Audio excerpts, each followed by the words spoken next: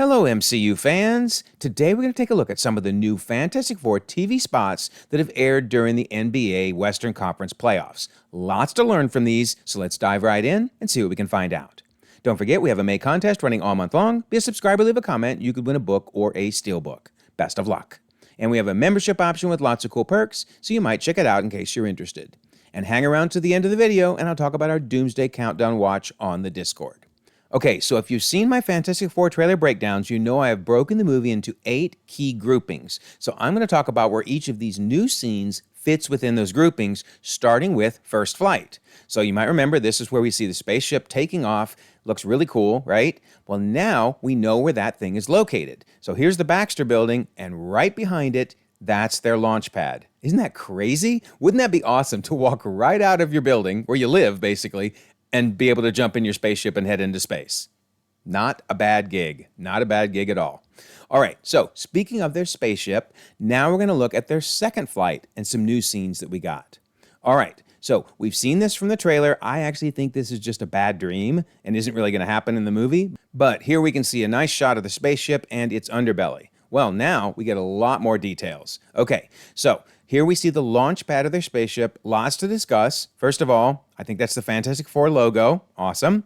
Now we see that Sue is very pregnant, right? Because this is what she looks like prior to the baby bump, and then this is what we've seen her look like when she's pregnant. So this definitely seems to confirm what we've been guessing all along, which is during the second flight, she's pregnant and will probably have her baby in space. And then, is this a blue minion that's helping them? I mean, look, I get it. It's probably their little robot assistant, and I understand that. But come on, you can't unsee that, right? It's a blue minion.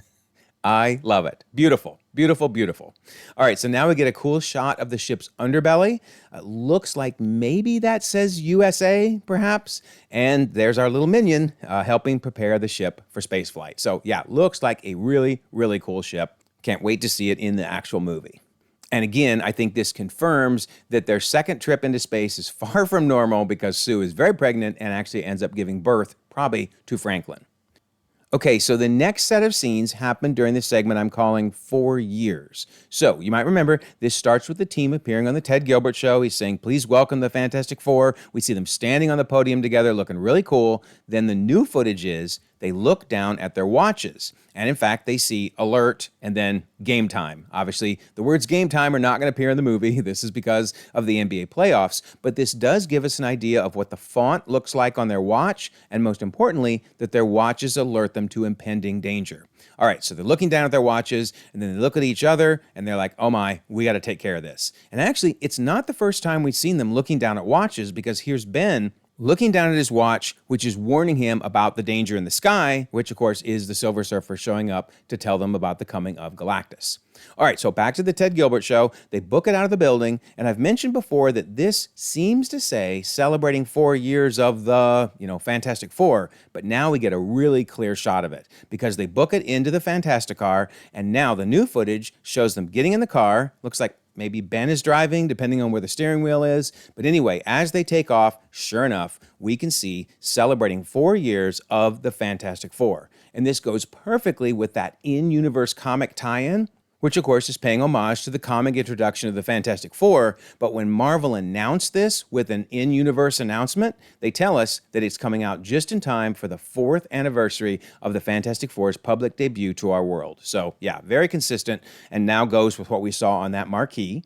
All right, so now we see the car taking off, and sure enough, branding is everything, right? Because their license plate is legit the number 4. And we've seen this earlier in the trailers, right? Even the bottom of their shoes have a 4 on it. They are cracking me up with the branding. But hey, you got to do it, right? You got to do it. And then I have to bring up these cute little cars, right? I mean, I don't know that I would want to ride in one. They don't seem very safe, but they are really cute. And we'll see more of them in a second. I really want to talk about, though, this weird-looking doohickey in the air, right? Let's zoom in on it. Is that maybe a drone?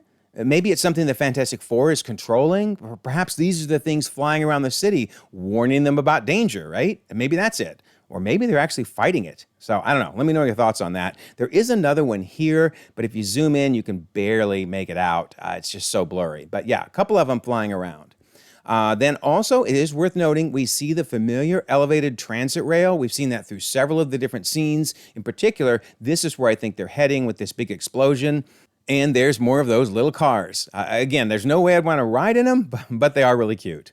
All right, so that's it for the 4-year segment. And then finally, there's a little bit to discuss in the You're Late segment where they're cooking the food and we find out Sue's pregnant. We do get this extra nice shot of Herbie. So yeah, he's going to be really cute. I can't wait to see him in the movie.